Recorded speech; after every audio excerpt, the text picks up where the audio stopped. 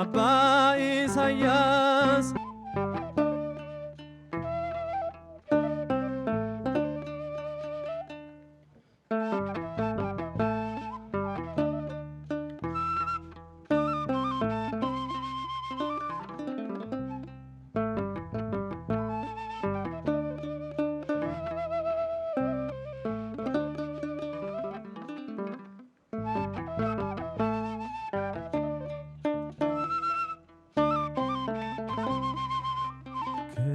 حلفو لبالكم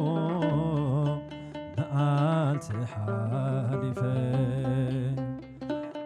هاي تسعاركي أنا سمكا ترقفة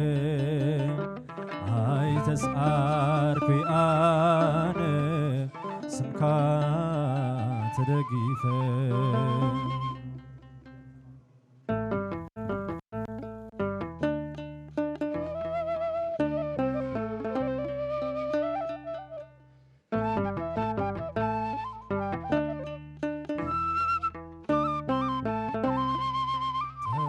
ጨኒቀ ነይረ አብራኺ ዝሕሉ ድርብራም ጸገመይ ቃላስኢነሎ ኣይከኣልኹይ ነይረ ንባዕለይና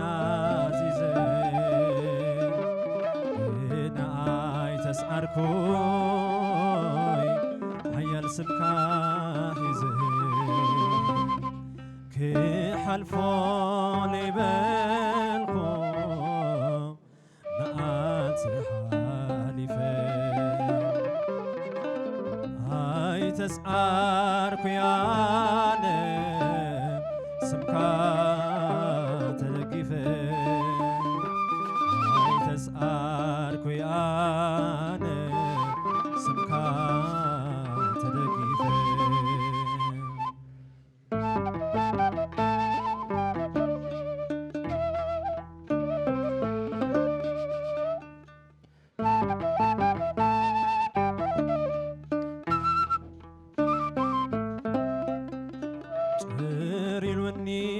بيني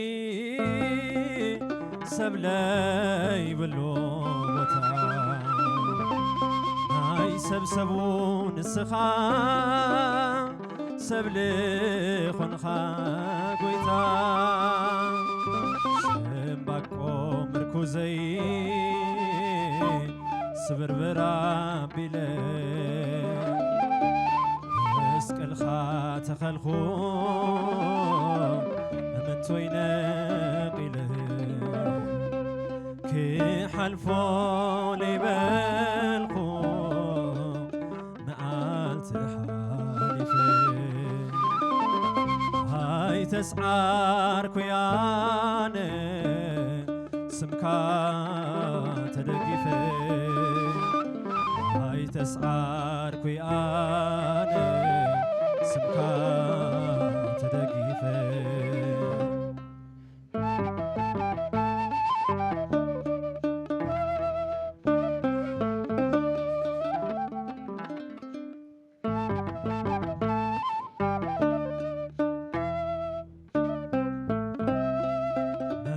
حسيبو نيرو دقي مدو كبير نبعتي صريقا همس غانا كوعين يسوس أملاخي صلمات قالي خلي سم خيو لآي حيل لخون اللي كي حلفو لبالخو نعالت حالفين هاي تسعاركو يانا سمكا تلقيفين هاي تسعاركو يانا سمكا تلقيفين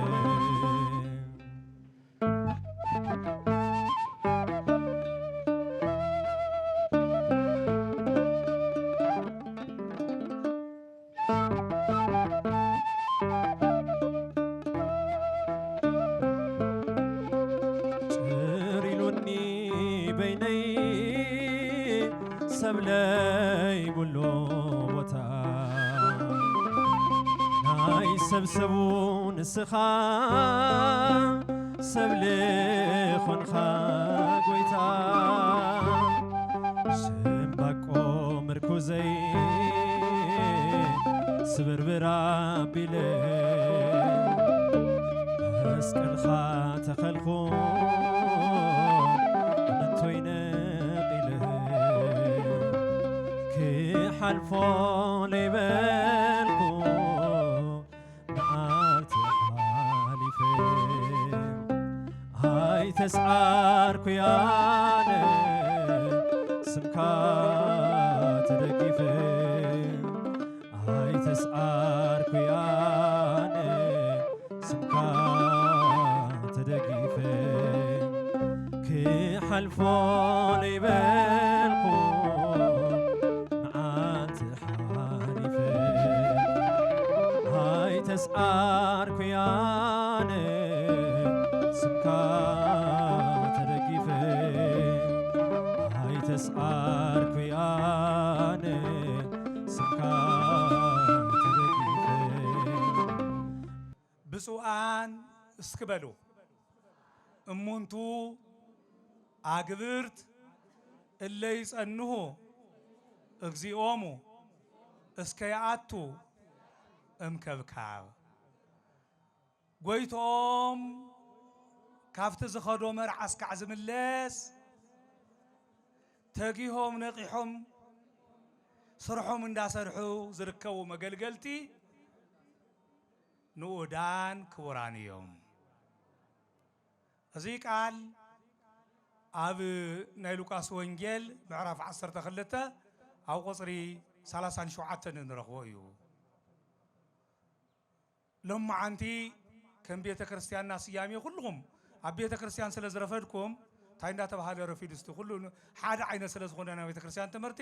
ኣብ ቦትኡ ዘለው ሊቃውንቲ ኩሎም ዘምህርዎ ትምህርቲ ሓደ ዓይነት ስለ ዝኾነ ሎማዓንቲ እንታይ ይበሃል ኢሎምኩም እንታይ ጥርዕ በሉባ ገብርሄር እንታይ ማለት እዩ ኢሎምኩም ተኣማኒ ደጊ ሕያዋይ መገልገሊ። ስለዚህ ዞም ሕያዋን መገልገልቲ ጎይቶኦም ኢየሱስ ክርስቶስ ፈጣሪኦም አምላኮም ኢየሱስ ክርስቶስ ካሊእ ጎይታ ይብሎሙን ካሊእ ገዛኢ ካሊእ አዛዚ ይብሎሙን ጎይቶኦም አምላኮም ፈጣሪኦም መድኃኒቶም ኢየሱስ ክርስቶስ ኣብ ዝኾነ ዝተቀደሰ ቦታ ሸይሙ ኣብ ዝተቀደሰ ቦታ ቅዱስ ዕላማ ሂቡ ኣብዚ አጽንሑ ኢልዎም ብዝኸደ መሰረት እስካብ እሱ ካብቲ ዝኸዶ ዝምለስ ከምዚ እንዳገበሩ ከምዚ ዓይነት ስራሕ እንዳሰርሑ ዝጸንሑ መገልገልቲ ምስጉናት እዮም። ከምዚ እንዳገበሩ ዝጸንሑ መገልገልቲ ንኡዳን ክቡራን እዮም። እዚ ቃል እዚ ቃል ብቃል ጎይታናን ፈጣሪናን ኢየሱስ ክርስቶስ ዝተናገሮ ሐዋርያ ወንጌላዊ ቅዱስ ሉቃስ ዝጸሓፎ ኩሎም ሐዋርያት ዝሰበኽዎ ዝመስከርዎ ካብ ሐዋርያት ጀሚሩ እስከ ሕዚ እንዳተነገረ ዘሎ እስካብ ዕለት ምጽአት እውን እንዳተነገረ ዝነብር እዚ ቃል እዚ ክንገር ከሎ ነዚ ቃል እዚ ሰሚዖም ሰባት ብዚ ቃል እዚ ክመላለሱ ብዚ ቃል እዚ ሕያዋን ኮይኖም ክነብሩ ናይዚ ቃል እዚ ፍጻመ ዳሕራይ ኣብ መጨረሲ ዓለም ፈጣሪኦም ኢየሱስ ክርስቶስ ክምለስ እንተሎ ሽልማት ዝቕበልሉ ናይ ህይወት ቃል እዩ። ንኹላትና ከምኦም ተጊህና ነቂሕና ስራሕ ሰሪሕና ጸኒሕና ሽልማት ጎይታና ክንረክብ አምላክና እግዚአብሔር ቅዱስ ፈቃዱ ይኹን። ይስማዕኩም ደሎ። ስለዚ ኣብዚ ዕላማ እዚ ኣብዚ ቃል እዚ ምርካብ ማለት መን ክመጽእ ምጽባይ ማለት እዩ። ንመን ኢና ክንቅበል ምድላው ንገብር ዘለና ኣነ ንስኹም እንጽበዮ መርዓዊና ኢየሱስ ክርስቶስ ናይ ዘለዓለም ርስቱ ናይ ዘለዓለም መንግስቱ ናይ ዘለዓለም ህይወቱ ከውርሰና ኣብ ቆጸሮ ዘሎ ኢየሱስ ክርስቶስ እንጽበይ መገልገልቲ ተባሂልና ንጽዋዕ ኣነ ንስኹም ኢና እንተሰሪሕናሉ ብፁዓን ንኡዳን ክቡራን ምስጉናት ክንባል ተዘይሰሪሕናሉ ከዓ ወቀሳ ዘለዎ እዩ። ስለዚ ካብዚ ምዕራፍ 12 ቁፅሪ 31 ጀሚርና ክንርኢ ከለና ኢትፍራህ ኦ ንኡስ መርኤት እስመ ሰምረ يهابكم أبوكم منغستو أتانوس وحود يلكا بقصر وحود يلكا بمعارك بشومت نشتي يلكا عقم حيلي بالليلكا أنت أماني مؤمن أنت باباس يبيسكوبوس أنت كاهن دياقون كم معرك خبب بزلخا يقولوا ناي قصري بزح انت يكون وحود يلكا بشومت بهافتي بخالي معركات سلطانات ينسن يلكا خيت فرح خيت دنقص خيت التراتر مكنياتو ببزحي بحايلي بقولبات بمسارح زي كونه بهايمانوتكا اغزيابير واغا كفلكا منغستو كورسكا فقيدو منغست عدالي ولكا يمو اي تفرح اي تتراتر يبل اي تتراترچوخا ازيلو سيطون وايكمو وهابو مصواته جبروا لكم قرامات زي بلي ومنغست بسماء هذا يماسن وهذا يسرقو سراقي وهذا يكريو سراقي ويسرقو ገንዘብኩም ሸይጥኩም ንምጽዋት ሃቡ ዘይበሊ ኳዳ ዘይበሊ ከረጢት ሓዙ ኣብ መንግስተ ሰማያት ዘይጠፍቅ ሰራቂ ዘይሰርቆ ሰራቂ ከፍርሶ አፍሪሱ ጥሒሱ ወስዶ ዘይኽል ሃፍቲ ዕቆቡ መዝገብኩም ኣብ ዘለዎ ልብኩም ኣሎ እዩሞ ይብል ገንዘቡ ብምጽዋት ዝሃበ ሰብ መንግስተ ሰማያት ይዝሓስብ መዝገበው እዩ ገንዘብ ህይወቱ በብህትውና በምንኩስና ንእግዚአብሔር ዘግዘአ ሰብ መንግስተ ሰማያት ይዝሓስብ መንዋብሩኡ አው እዩ ኩሉ ነገሩ ንእግዚአብሔር ዘረከበ እግዚአብሔር ዘቀደመ ሰብ ልቡ ኣብ መንግስተ ሰማያት እዩ ዕላምኡ እሱ ስለዝኾነ ኣብዚ ምድር እዚ ሃፍቱ ዘቀመጠ ኣብ ባንክ ገንዘቡ ዝዓቆበ سلناي بانك ولد سلناي بانك منقسقاس يحسب هافتو نبرتو بماتريال ملكو عزا قمتا ات نبرتو خميلو عيل حاديرو كابيد ليبان اصاديو كسرق طفده يخون كل غزي يحسب يጭنق معاذ شيطان لويته كترفولو እንዳለ يحسب يጭنق مزغبو ام مدر ስለዝኾነ እዚ ማለት ግን ام مدر بالسرحه يو ናይ መንግስተ ሰማያት ሃፍት ክርከብ ዝከኣል أي تسرحوا مالات يكونن سراح እግዚአብሔር መጀመሪያና አዳም ዘሃቦ መምርሒ ወፂኻ ወሪድካ ነዛ መሬት እዚኣ ጽዒርካ ግዒርካ ብልዓያ ተባሂሉ ይስተዋሃበ ስራሕ ይኮነን ዝነቅፍ ጎይታና በትምህርቱ ሐዋርያቱን በትምህርቶም ስራሕ ይነቅፉን ግን ሰሪሕካ ንርእስኻ ጥራሕ እንዳሰራሕካ ትነብር ተኾንካ ህይወት የብልኻኒ ንባዕልኻ ጥራሕ ትሰርሕ ተኾንካ ህይወት የብልኻ ንባዕልኻ ጥራሕ ትነብር ተኾንካ ኣይነበርካዮን ነይርካ ይትበሃልን ስለዚህ ናይ መንባርኻ ምልክት ምስ እግዚአብሔር ክትነብር ተለኻ ካብ እግዚአብሔር ዝተዋሃቡ መምርሕታት ክትፍጽም ተለኻ ኣብዚ ወንጌል እዚ ዝተጻሕፈ ሕጊ ተግባራዊ ክትገብሮ ተለኻ ብህይወት ተለኻ ኣብዚ ምድር እውን ነርካዮ ኣብቲ ዓለም እቲ እውን ትነብሮ ናይ ክልተ ዓለም በዓል ሃፍቲ ትኸውን ተዘይ ኮይኑ ናይ ክልተ ዓለም ስደተኛ ትኸውን ዘብዚኒ ሃፍቲ እውን ክትርፍ እዩ እቲ ዓለም እቲ እውን ኣይትረኽቦን ናይ ክልተ ዓለም ስደተኛ ትኸውን ስለዚህ ወይታና አምላክና መድኃኒና ኢየሱስ ክርስቶስ እዚ ምስፈለታ ይሉ ንኣብነት ዘቀመጠልና ነገራት አለው ኩኑ እንከ ከመእደው እለ ይጸንሁ እግዚኦም እስከ ያአቱ እምከብካብ ወመጽኦ እምከመ መጽኦ ወጎድጉይዶ ያርህው ወሶቢያ በሉ ከምቶም ምሩጻት ሰባት ኩኑ ከመእደው ሄራ ከምቶም ሕያዎት ከምቶም ደግታት ከምቶም ኢዶም ንምጽዋት አፎም ንጸሎት ልቦም ንየዋህነት ንትዕግስቲ ልቦም ንፍቅሪ ንትሕትና ንትዕግስቲ ዝተገዘአ ንጽህናን ቅድስናን መግለጽዮም ዝኾነ ብእምነትን ብተስፋን ጸኒዖም ዝነብሩ ከምቶም ደግታት ሕያዎት ሰባት ከምኦም ኩኑ ጎይቶኦም ካፍቲ ዝኸዶ መርዓ ጎይታ ኢየሱስ ክርስቶስ ብእርገት ክኸይድ ከሎ ዳግም ኣብ ልዕሊ ሙታንን ሕያዋንን ክፈርድ ከም ዝመጽእ ቆጸሮ ሒዙ ስለዝኸደ ቆጸሮ ሒዝና ስለዝኸደ ሽዑ ክምለስ ከሎ ተጊሆም ነቂሖም ይጸንሑሞ መጽኡ ካንኳሕኩሕ ተሎ ድቃስ ስለዘይ ወሰዶም بسرعة تسميدهم سلزلو سرحتنيات سلزخونو تجوهات سلزخونو كما ستطلو بركو حقابل طلو كالتفهم يخفتوه كالتفهم يخفتوه مو سلازيلو بسوانو بنتو أكبرت اللي ركوامو أكزيوم ونزا كمازي يقبروا ويتقهو كمزين دا سيروحو استزودق اندال علو استزتامين نعنقلو نتزعرق እንዳልበሱ نتزعمه እንዳስተዩ نتأسر እንዳጠየቁ نتنحمم محرت يهبك እንዳበሉ እንዳحبحبو ዝጸንዑ እሶም ከምዚ እንዳገበረ ዝጸንዑ ሰባት ንኡዳን ክቡራን እዮም من كمص ተሎ ጎይቶም መጽ ከምዚ እንዳሰርሑ ዝረኽቦም ስራሕ እንተ ይፈትሑ بسرح تጸሚዶም ከም ናይ ሰነ ናይ ሓምለ ሓረስታይ ምስ ወግሐ ወፂው ኣብ ስራሕ ውዒሉ ምሸት ኣትዩ ቀለበ ውዑር ቀለብ ሰራሕተኛታት ሓሲቡ ዝድቅሰላ ሰዓት እዚኣ ትበሃል ዘየላ ብትግሃት 3-4 ወርሕ እንዳተገ መጨረስያ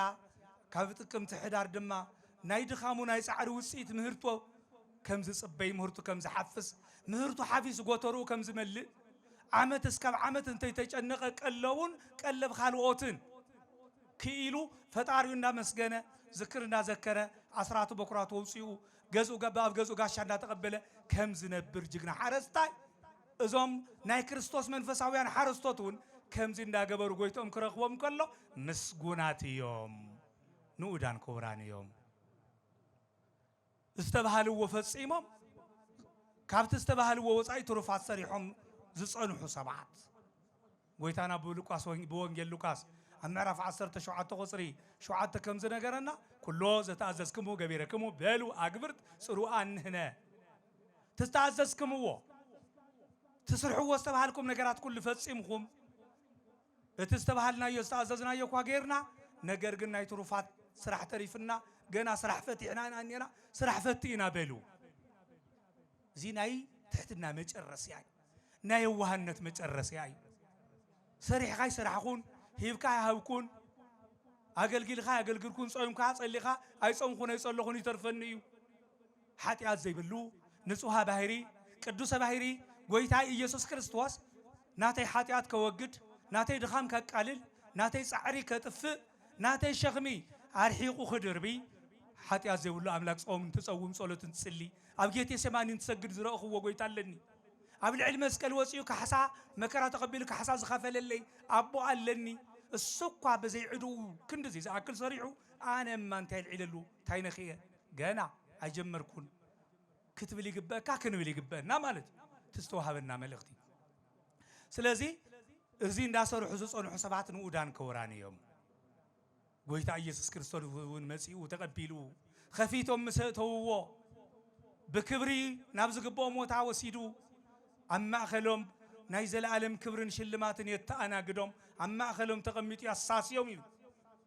أما أخلهم تقميتي أساس يوم أما نقصت سمايات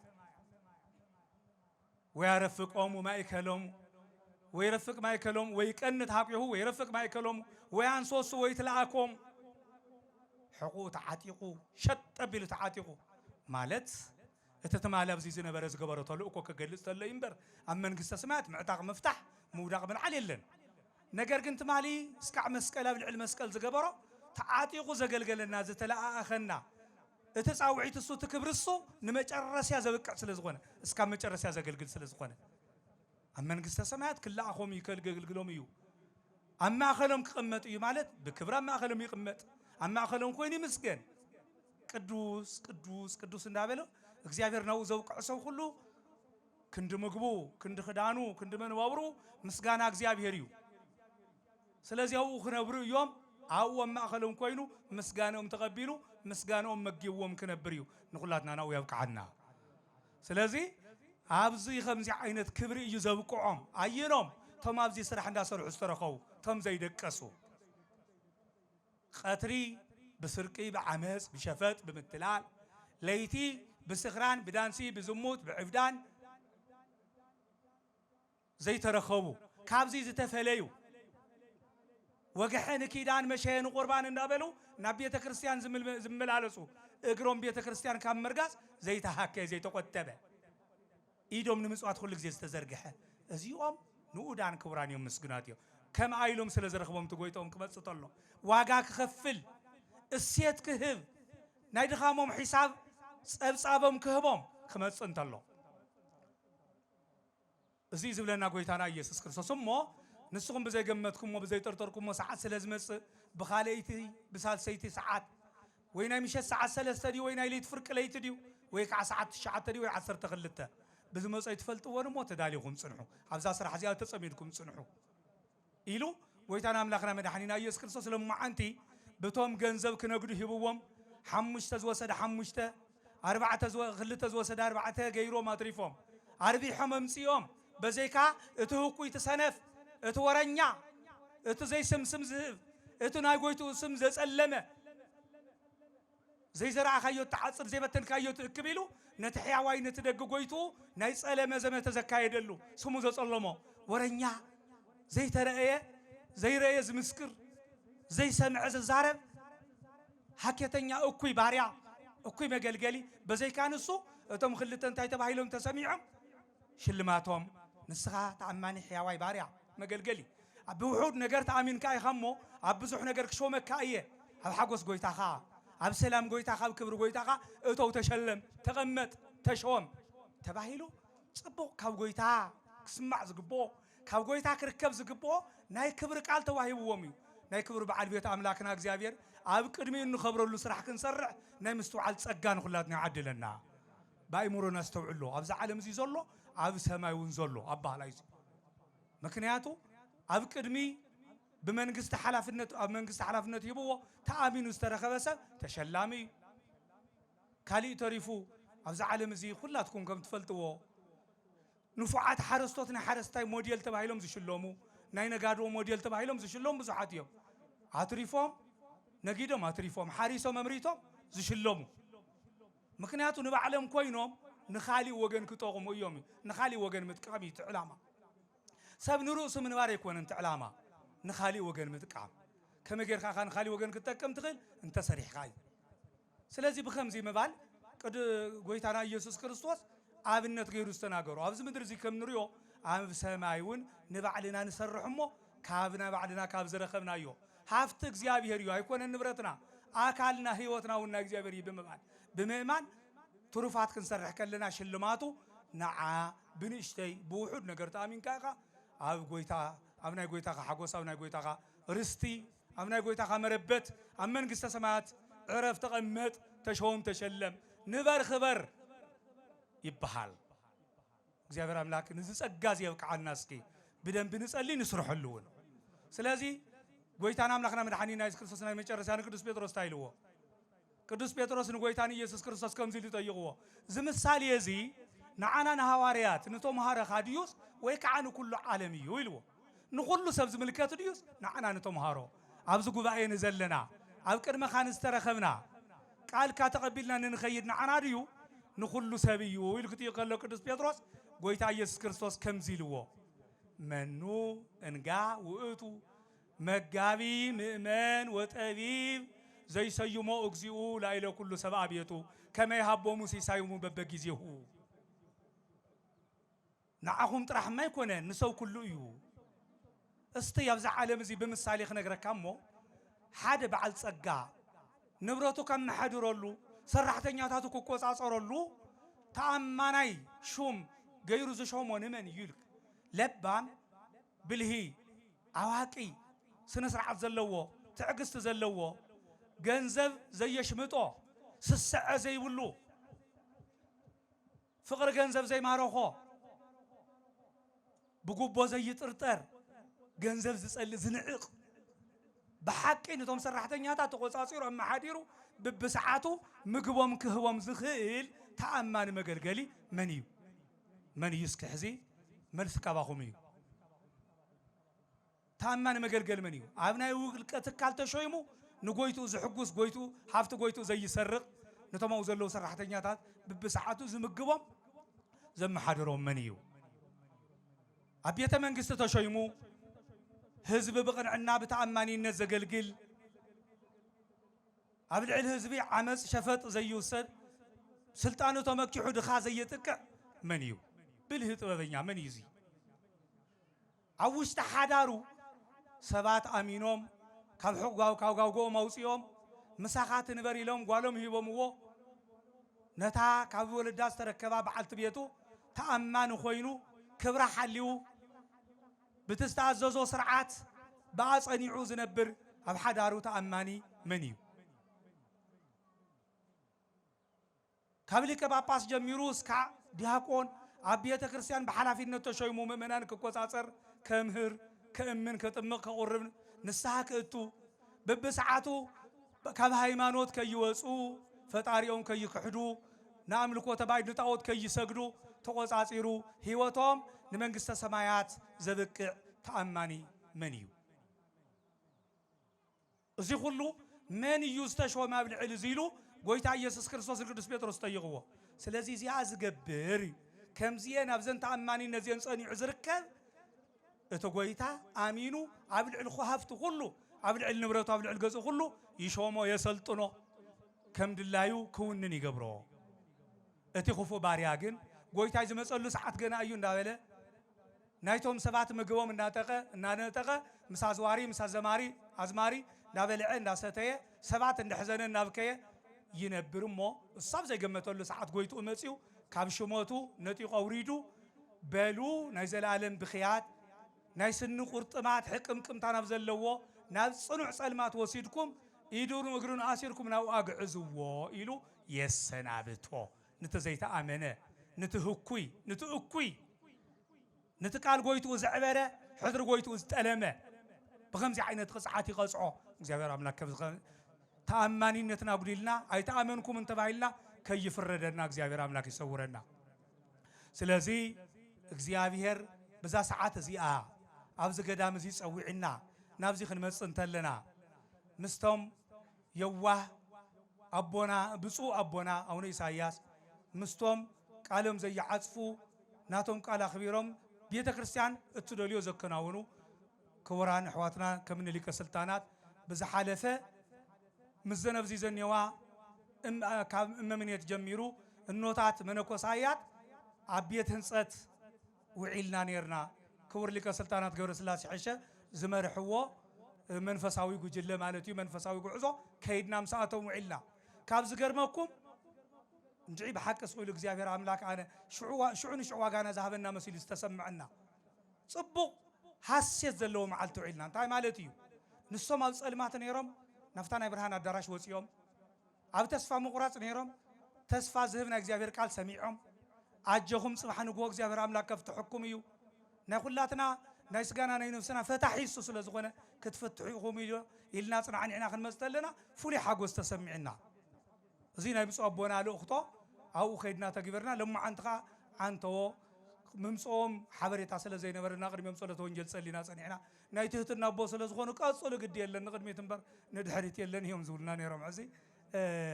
እሶም መጺኦም ባሪኾም ክጅምሩልና እናተገቦ ያነ ሓበሬታ ጉድለት ያይ ቅሬታ እንጠይቕ ማለት እዩ ስለዚ ታድልየቶም ግን ዲኹማ ብዙሕ ህዝቢ ዲ ዝርከብ መን ዝዕጅበኒ ካሊእ ክብር ክረኽበሉ ኣይኮነን ኣብዛ ናይ ክብር ቦታ ናይ በረከት ቦታ ሰባት ከብዚ ናብ ይኸደለው ግብጽ ከይዶም ገዳመ አስቄጥስ ገዳመ ሲሃት ገዳመ ቁስቋም ሐዊጾም ይመጸለው ኣብ ዓድና ዘሎ ገዳም ብብፁዕ አቦና ተባሪኹ ተመስሪቱ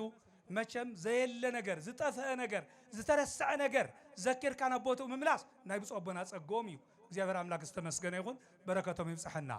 ከምቲ ኩሉ ግዜ ብመድረኹ ዝንገር ሓቂ ኣብ አኽሱም ካብ አኽሱም ዝጠፈአ ቅዱስ ያሬድ ደልዮምና አኽሱም ዘምጽኡ ካብዚ ካብ ዓድና ዝጠፈአ ማህሌት ናብ ካሊእ ዓዲ ከይዱ ሰብ ተሰዲዱ መከራ ተቀቢሉ ናይ ህይወት ዋጋ ከፊሉ ዘምጽኦ ዝነበረ ኣብ ዓዱ ኣብ መቐለ ናይ ኖታት ገዳም ድማ ኣብ ግብጺ ኣብና አንጾኪያ ኣብና ሶርያ ኣብና አርመን ከም ዘሎ ሁሉ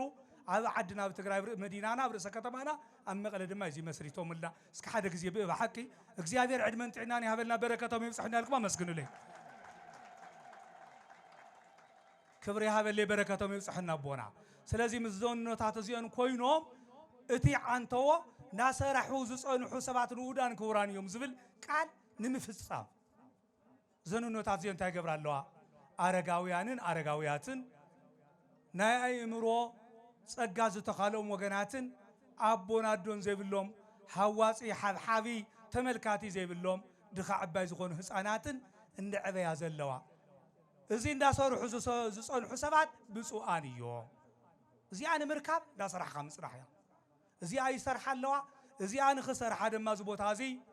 ቅድም እንትብል እቲ ቦታ ክምስረት ብፁዕ አቦና አቡነ መቃርዮስ በአጸደ ነፍስ ኮይኖም ብጸሎቶም ዝሕግዙና ካብኦም ተረኪቦም ሕድረ ቦታቶም ዘይዕብሩ በቦታቶም ተአማን ዝኾኑ من يوجن زي شو مزولنا يزي من يتأمني استأمن سب زودق يلعل زترسع يذكر زتفاي الليش كم زي غيرو نابزد اللي بوتا يبصح بصوا أبوناون كافتهم قويتو قابل عل هافتو كل شومو كم استبعلوا سوات እግዚአብሔር አብ ልዕለና ዝሾመልና ቦና መስተንኖታትና ኮይነው ዝስራ ሐዚን ዳሰርሑና በረታትዑ ይርከቡ እዚ ሁሉ ዝገበረ እዚ ክሰርሑልና ዝኽእሉ አቦታትነታትን ዝሃበና አምላክ አቦታትና እግዚአብሔር ይኽበር ይመስገን በሐቂ ጽቡቅ ተግባር ዘይምነው ተግባር በዓመት ሓደ ጊዜ ዘይኮነስ በዓመት ክልተ ሰለስተ ጊዜ ከምቲ ቅዱስ ጳውሎስ አነሲ ናትኩም ገንዘበይ ተጸበኹን ይብል ወይ ተሰቆቆን ዋይኩም ኢ ወርቀ ወይ ብሩረ ወይ አልባሰ ኢነሳይኩ ወይ ማሃዱ ይምንየከሙ አላ ተቀንያ እላንቱ እደውየ እስመ ከማሁ ይደልወነ ከመ በተግባርነ በከመ በጻማነ ወበተግባርነ ንትወከፎሙ ለድኩማን እስመ ከማሁ እሚሄረከሙ ከመ ተዘከሩ ቃሎ ለእግዚእነ ዘይቤ ብፁዕ ዘይሁብ ዘይነስ አብ ግብረ ሐዋርያት ሐዋርያት ሥራ ምዕራፍ 10 ካብ ቁጽሪ 33 ጀሚርና ካብ ክንሪኦ ከለና ቅዱስ ጳውሎስ አነናትኩም ገንዘብ ወርቅን ብሩርን አልባስን አይተጸበኹን ይሉ ሃቡን ይበልኹኩምን ንዓይኹን ነቶም መሳይ ዝነበሩ ለተካዚየ ወይ ለምስሌ ንዓይን ጉዳይ መፈጸሚ ነቶም መሳይ ዝንቀሳቀሱን እዚ ሃብዎም እዚ ግበሩሎም አይበልኩኹምን ይሉ አይበልኹኩምን ታይዳ እዳወይ ደኺመን ጽዒረን ርእሰ ይረድ ምክንያቱ ኮሙ ይዝግበአና ቶም ድኹማት ክንቅበሎም ይግበአና ጎይታ ኮሙ ይዝበለ ናይ ጎይታ ቃል ተዘከርዎ ካብ ዝቅበል ዝህብ ምስጉን እዩ ዝብል ጎይታ ቃል ስለ ናይ ጎይታ ቃል ስለ ዘሎ ብኡ መሰረት ጽዒርና ግዒርና ነቶም ዝተቸገሩ ወገናትና ንቅበሎም ንረዶም እምበር ካባኹም ዝተጸበኽዎ ነገር የለን ኢሉ ቅዱስ ጳውሎስ ስለዚህ እዞም ዘንኖታትና መነኮሳቱ ናብዚ ዝገብሮ ዘለዋ እዚ እዩ ጽዒረን እንስሳ ፍርየን ናይ እንስሳት ተዋጽኦ ንዝተጠቀመ ቅሪበን አትክልቲ ተኺለን አልሚዐን ናይ ፍራፍሬን ንዕዳጋ ቅሪበን ካብኡ ዝተረኸበ እቶት ክንበልዐሉ ክንሰትየሉ ክንክደነሉ ጥዒምና ተመችውና ክንነብረሉ ዝብል መንፈስ ስለ ዘየለ ካብቲ ዓለም እቲ ክውፃእ እንተሎ ሰብ ብዓለሙ ሁሉ ተጠቂሙ ብነብሱ እንተተጎዲኡ እንታይ ይረብሖ ዝብል ናይ ጎይታ ቃል ስለ ዘሎ እዚ ብምሕሳብ ትክክለኛ ገዳማዊ ህይወት ገዳማዊ መነባብሮ ገዳማዊ ጉዕዞ ገዳማዊ ዕላማ እንዳተፈጸመ ይዘለሞ ኩሉ ኣብ ቀረባ ኣብ ርሑቕ ኣብ ውሽጢ ኣብ ደገ ዘሎ ንዚ ገዳም እዚ ዕብዩ ኣብዚ ገዳም እዚ እቶም ዝተጸገሙ ወገናት ተሓቢሒቦምሉ ተረዲኦምሉ ከም ናይ ብፁዕ አቦና ሰናይ ፍቃድ ድማ ኣነውን ከም ሓደ ውላድ ከተሓሳስቦ ዝኽእል ናይ ኣብነት ቤት ትምህርቲ እውን ኣብዚ ወይ ናይ ቅኔ ናይ መጽሓፍ ቤት ትምህርቲ ክቡር ናይ ሃገረ ስብከትና ስራሕ መካይድ እውን እንዳሰምዑ ዓብይ ጉባኤ እውን ክፈተሉ ይግብኦ እሞ እዚ ገዳም እዚ ሞዴል እዚ ሃገር ዝኾነ ዓብይ ገዳም ከም ዝኸውን ኣይንጠራጠርን ብናይ ብፁዕ አቦና ጸሎት ብናይ ኖታትና ጻዕሪ ብናይ ሃገረ ስብከትና ተጋሃት ተልእኮ ኩሉ ክከናወን እዩ ብናይ ህዝቢ መቐለ ተኣዛዚነት ብናይ ህዝቢ መቐለ ውፊይነት ሃቡ ዝተባሃልኩም ወሂብኩም ግበሩ ዝተባሃልኩም ገይርኩም አምፁ ዝተባሃልኩም መምጽኢኹም ኩሉ ነገር ተኣዚዝኩም ስለተከናውንዎ ዘገዳም እዚ ዓብዩ እዚ ቤተ ክርስቲያን እዚ ናብ ቀረባ ተፈጺሙ ከምቲ ንብለለና ዝተቸገሩ ተረዲኦምሉ ናይ ኣብነት ቤት ትምህርቲ ክስፋሕፍሐሉ ብትሕትና ንብፁዕ አቦይን ንክቡር ሊቀ ስልጣናት እንዳጠየቁ እስካብ ዘሰዓት እዚኣ ባሪኹ ቅዱስ እግዚአብሔር አምላክ እዚ ክንነጋገር ስለ ዝፈቀደልና ክብሪ ምስጋና ንኣምላኽና ይኹን በእውነት ቅድሚ ሕዚ ጽቡቕ ዝበሃል ተነጊሩ ዘይውዳእ ተኣምራት ኣብ ልዕሊ መነኮሳት ዝሰርሐ አምላክ ወተስፋ መነኮሳት ተባሂሉ ዝጽዋዕ ከም ናይ ቅዱስ ያሬድ አገላለጻ ተስፋ መነኮሳት እዩ ዝብለኑ ጎይታ እግዚአብሔር ናይ መነኮሳት ተስፋ አቦኖ ሓውሓፍቲ ርስቲ ጉልቲ የብሎምን ግን ኩሉ ነገር እንዳሳኽዑ ታሪክ እንዳጽሓፉ ትረኽቦም እሞ ተስፋ መነኮሳት እግዚአብሔር ይዘከናውኖ ተስፋ መነኮሳት ተስፋ ኩላትና እግዚአብሔር ተስፋና ገሃድ ክገብሮ ከለምልሞ ቅዱስ ፍቃድ ይኹን ሓደ ፍልይ ዝበለ ድማ ካብቲ ምእንቲ ሃይማኖት ምእንቲ ሃገር ምእንቲ ህዝቢ ዋጋ ዝኸፈሉ ጀጋኑ ሃርበኛታት ሰራዊቱ ናብዚ ገዳም እዚ ተረኺቦም በረከት ክካፈሉ ትዝደኸሙሉ ዋጋ ዝኸፈልሉ ኣካል ዝገበሩሉ ዕላማ ብዛዕባ እንታይ ነይሩ ዝብል ክሰምዕዎ ዝገዳም እዚ ከይበርስ ከይዓኑ እኖታት መነኮሳያት አንስት ካህናት ከይድፈራ ጥምቀተ ክርስትና ከይጠፍእ ኢኹም ዋጋ ከፊልኩምሉ እቲ ዋጋ ዝኸፈልኩምሉ ክብሪ ዋጋ ዝኸፈልኩምሉ ፍቕሪ እዚ ይመስል እሞ እግዚአብሔር አምላክ ካሕሳኹም ካብኡ ዋጋኹም ካብኡ እቲ ዝኸፈልኩም አካል ጸጊኑ አእምሮኹም ተሃዲሱ እዚኣ ትመስል ዋጋ ዝኸፈልኩምላ ሃይማኖት ገዳም ቤተ ክርስቲያን ዓድኹም ሓሊኹም ክትነብሩ እግዚአብሔር ይርዳኹም። ስኻትኩምን እንኳዕ ደሓን መጻኹም ኢለ ከተቓለል እየ። ወስብሐት ለእግዚአብሔር። ኃይሊ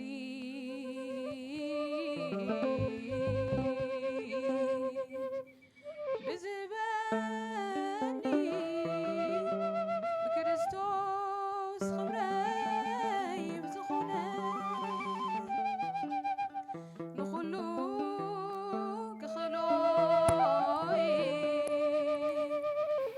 ብስሙ ኃይሊ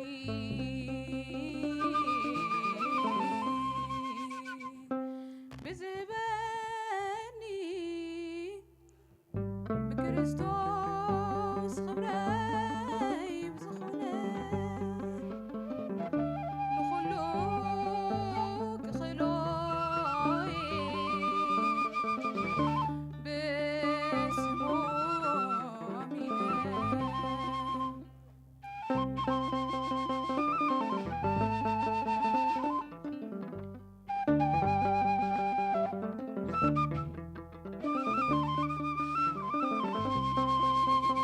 መዓዝከ ምን ጥራሕ ኣነ ተፀዊዐ ክቕበል ወመከራ ኣብራኸያ በርቲዐ ክጋደል ምስ ፈተና ሰይፊ ቃሉ يأكل كسب تبلني زود تعزز حيلي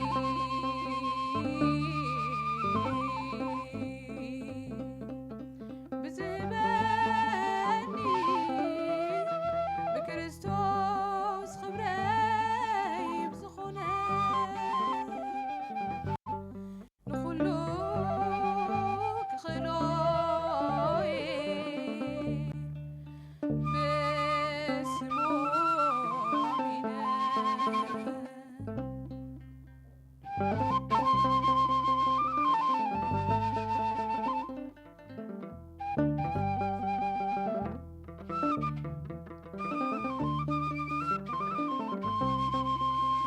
ኣብ ጊዜኡን ኣብዛይ ጊዜኡን ክጸንዕ ኣይሓድገካን ዝብል ቃሉ ኣብዚሐ ክሰምዕ ዝወሃበኒ ፍጹም ክብሩ ተስፋ እናገበርኹ ክሻገሪ ብኡ ንሓይለይ ባረኹ ሓይሊ